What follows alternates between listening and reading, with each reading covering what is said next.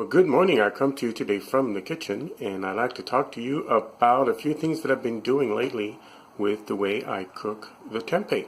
So let's get into it.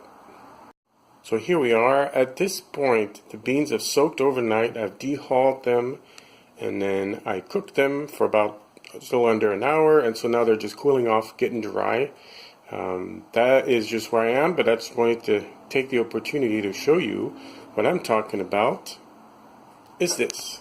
So I have made a mesh basket. As you remember in my prior videos, you can find that on my channel. It's way back on the list because I made that pretty early on. Anyway, as you remember, I was using perforated Ziploc bags, and it was working okay. But you know what I was noticing is that there was a lot of moisture in the bag, even though I would dry the beans after they cooked like I'm doing right now. Nonetheless, there was a lot of moisture, and it always kind of worked only so-so after a while. If I had more beans in the bag, for example, the tempeh quality wasn't very good. So I had read or talked to some people about, kind of exposing the beans more in the incubator. So my first thought was, well, let's just do a mesh basket. And so I was just thinking about it. And finally, the other day, I decided to go ahead and do it after I did a semi-failed batch. I don't have any pictures of it, but basically, in the bag, I had too many beans, and so the moisture just couldn't get out.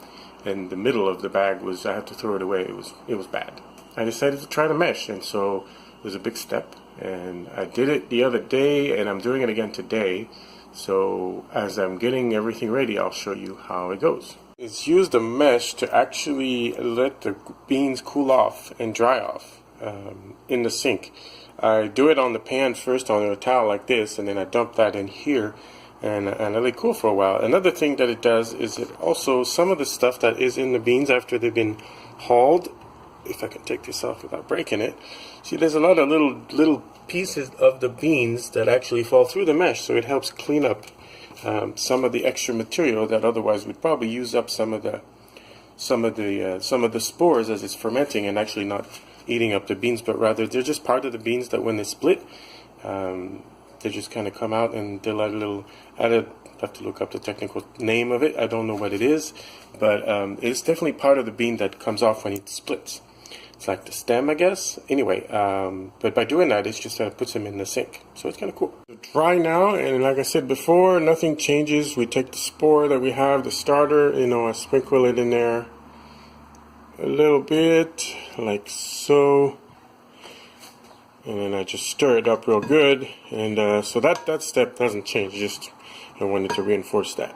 Now back in the mesh, as you saw earlier, but now they're final stage. The spore is in it. I know some of it comes through and I lose some of it. If I put a little extra in the glass bowl that I have here that I used to mix it, I put a little extra spore because I know that when I put it through the mesh, obviously it's going to come out.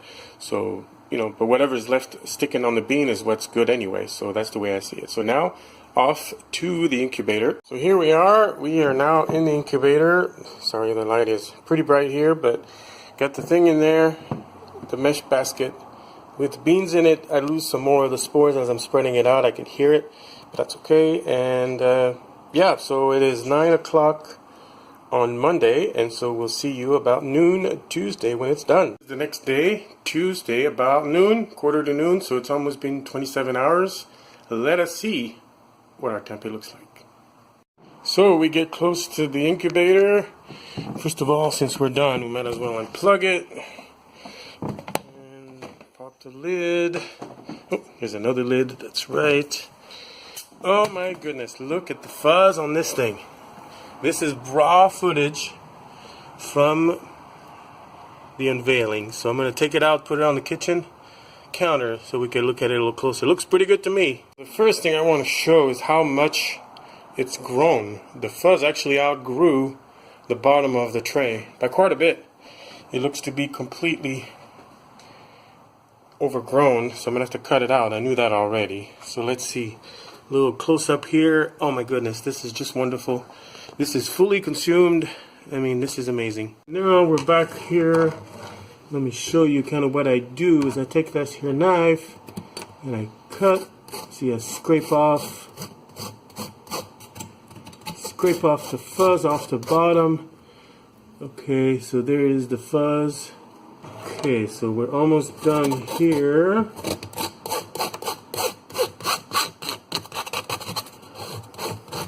This is just because the fuzz is overgrown underneath and the thing just won't undo. It won't release itself from the tray. So, size, I'm simply just going to pull the tray away like this. As you can see, pulling the tray kind of leaves. You can see it's kind of funny. The grid shows through. Alright, and then I'm going to go grab a spatula now. Do one of the corners. It's kind of a handmade tray anyway. So what I do is I can get under it like this. Yeah, there we go. Just kind of, yeah, I'm just unlodging just helping it release from the tray. I'm gonna do the other side. Okay, this feels pretty good, and so now here's the big reveal. I have a little more fuzz, as you can see, on the working surface. That's okay. That's the stuff that comes off when I scraped it with the spatula. Anyway, got my cutting board. And flop. Look at this thing. It is beautiful. It's not wet. Oh, it smells wonderful. And then on the front side, you can see it's a coherent unit. It's a little much to hold at one time, but if I cut off a little bit, it would be easy to tell. So I'm going to cut off just a little bit at the end here to show you what we got. So this is what I would consider fully done, fully cooked. And I mean, it's raw at this point. I got to steam it, which I will do here in a little while. Showing you here. Delicious. Now this is raw. Excuse me, while I have a little more. So this is perfectly okay to eat. It's fermented food. I usually like to steam it because then I can use it. That way it doesn't get rid of whatever could be in there. But for a taste test like this, having it raw is no problem. And this is just incredible. I mean, I'm going to have to deal with some issues because I've noticed some things. So let's go check these out on the incubator. Thing is, now the moisture that used to be in the bag is let out in the incubator itself. So this thing is coated with moisture. You can see the drips. Yeah, as soon as you put your finger there, like, see, it's full of drips. So I'm gonna have to deal with this. I already have some thoughts. It's gonna be incubator 2.0, I think, video coming in a while. But for now, we'll just call it. There's some issues of too much moisture, so that's okay. I think I can do a moisture control as well as temperature control. That's within my powers of engineering. That's what I like to do anyway. But I already looked some stuff up online, found some solutions that make a lot of sense, very inexpensive. I think it would only add about $50 to the whole cost, and maybe if I can swap out some materials, I may actually bring the cost only just a few dollars more. I think the original cost for this incubator was like in the $60 range, I think, and most of that was the temperature controller, so that wouldn't go anywhere. I may be able to do some changes, but anyway, that's for the subject of a little bit of fun and research on my part. Next step is to steam the tempeh, and then we will go from there. The tempeh in the steamer. I'm using a bamboo steamer, although that's not necessary. Any old steamer will do. I'm just kind of staggering them here so that they're all fit. I mean, they're going to get steamed anyway, so. Anywho, and about 15 minutes once you start steaming. That's what I've done in the past. Mid-steam, actually just about done. Just wanted to show you what it looks like. So there it is. This is post-steamed, so now I'm just letting it cool off on the wire rack. Literally the same tray that I used upside down. Anyway, you could see one side or the other. This is obviously the side that was down against the tray while it was making itself cooking up. And obviously this one was the upright part. But you could see it is just beautiful here. And I've had some of that, of course. Little secret, a little barbecue sauce on it. Oh my god, sinful. After it's steamed, you can eat it as is, cold, cut up in a salad. You can freeze this, by the way. I wanted to mention that. I used a food saver bag, vacuum pack, freeze it. it stays for months in the freezer, and then you just basically let it thaw, and it doesn't take very long. And so, you know, I've had tempeh that was about 5 months old, no problem.